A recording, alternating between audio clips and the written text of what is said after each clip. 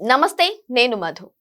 Singer Yashasvi గురించి అందరికీ తెలుసు. లైఫ్ ఆఫ్ రామ్ సాంగ్ తో ఎంతో పాపులారిటీని సంపాదించుకున్నారు. అయితే ఆయన లవ్ స్టోరీ గురించి కూడా మీకు పెద్దగా చెప్పాల్సిన అవసరం లేదు. ఇప్పుడు ఆయన లవ్ స్టోరీ మీద రకరకాల గాసిప్స్ అయితే వస్తున్నాయి. మరి అది ఎంతవరకు నిజం? ఈ రోజు మనం తెలుసుకుందాం. ప్రస్తుతం మనతో పాటు ఉన్నారు సినీ జర్నలిస్ట్ డాక్టర్ దుర్గా వడ్లమాని గారు. వారిని అడిగి మరిన్ని విషయాలను తెలుసుకుందాం. నమస్కారం మేడం. నమస్తే అండి. మేడం, సింగర్ యశస్వి గురించి అందరికీ తెలిసిందే. లైఫ్ ఆఫ్ రామ్ సాంగ్ ని ఎంత చక్కగా పాడతాడు. సో ఇప్పుడు ఆయన లవ్ స్టోరీ గురించి రకరకాల గాసిప్స్ వస్తున్నాయి. మరి అవన్నీ నిజమే అంటారా? మనకు తెలియదండి. కాకపోతే అబ్బాయి చాలా మీరు అన్నట్టు ఓవర్ నైట్ స్టార్ అయిపోయాడు.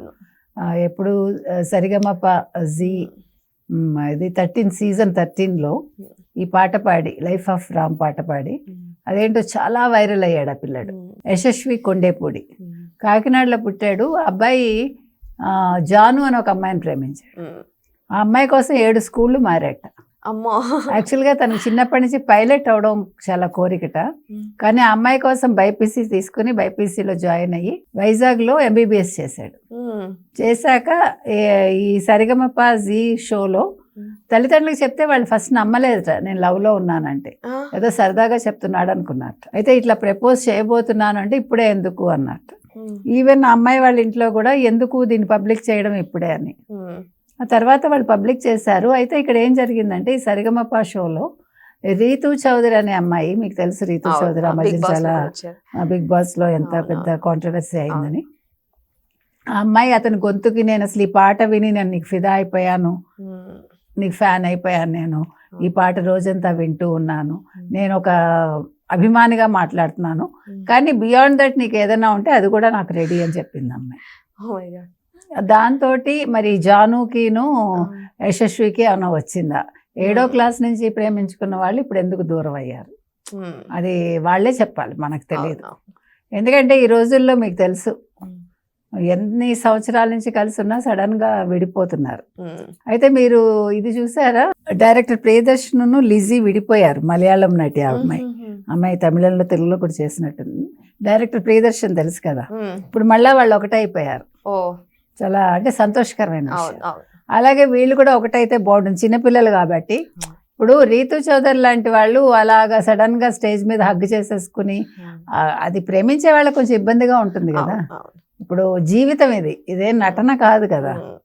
అదేంటో మరి చిత్రంగా ఉంటాయి కొన్ని. వీళ్ళు ఎందుకు చేస్తారో ఈ మధ్య కాలంలో అమ్మాయిల పోకట్లు కూడా మనకు అర్థం కావట్లా. కానీ ఇది జరిగి కూడా చాలా ఇయర్స్ అవుతుంది మేడం. అంటే రీతు చౌదరి సిచ్యువేషన్ ఎప్పుడైతే స్టేజ్ మీద జరిగిందో అప్పుడు ఆ తర్వాత వీళ్ళిద్దరు లవ్ స్టోరీ బయటపడినట్టు తెలుస్తుంది. ఎందుకంటే వీళ్ళిద్దరి గురించి గాసిప్స్ వస్తున్నాయి కాబట్టి. మరి ఇప్పుడు ఎందుకు వీళ్ళది కాంట్రవర్సీ? అంటే 12 years జర్నీ అంట వీళ్ళది. ఉండనివ్వండి, ఎన్ని సంవత్సరాలని కాదు, ఎంత అర్థం చేసుకున్నాం అనేది ముఖ్యం. సో దానికి ఏదైనా రీజన్స్ ఉండొచ్చు, అది వాళ్ళ వ్యక్తిగతాలు కావచ్చు. కాకపోతే ఏంటంటే విడిపోవడం అనేది బాధాకరం. ఎవరన్నా కలిసి ఉంటే సంతోషంగా ఉంటుంది. ఇప్పుడు అతను తప్పేం లేదు కదా, యశస్వి తప్పేం లేదు, అమ్మాయి వచ్చి హక్ చేసుకుంది. అందుకని ఇలాంటి వాటి వల్ల వీళ్ళ లవ్ ఏదో దెబ్బతిందని అనుకోవటానికి లేదు.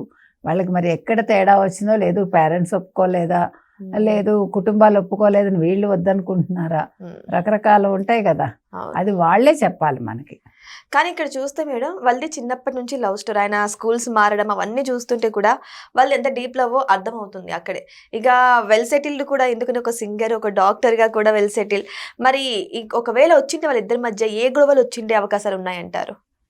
ఏముండవండి. ఇప్పుడు ఈ రోజుల్లో పిల్లలకి గొడవలకు కారణాలు ఏం అక్కర్లా. ఏమైనా ఉన్నాయా? విదిన్ నో టైం వాళ్ళిద్దరూ వద్దనుకుంటారు.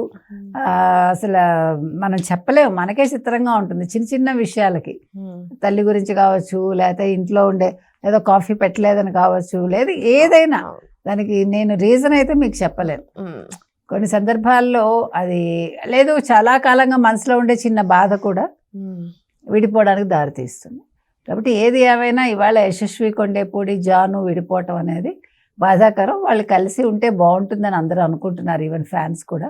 మరి ఏం జరుగుతుందో వేచి చూద్దాం. కొన్ని ఇయర్స్ ముందు వీళ్ళిద్దరు లవ్ స్టోరీతో పాపులర్ అయినటువంటి యశస్వి ఇప్పుడు విడిపోయారు అనే న్యూస్ తో మళ్ళీ ముందుకు వస్తుంటే నిజంగా బాధ అనిపిస్తుంది మేడం అసలు.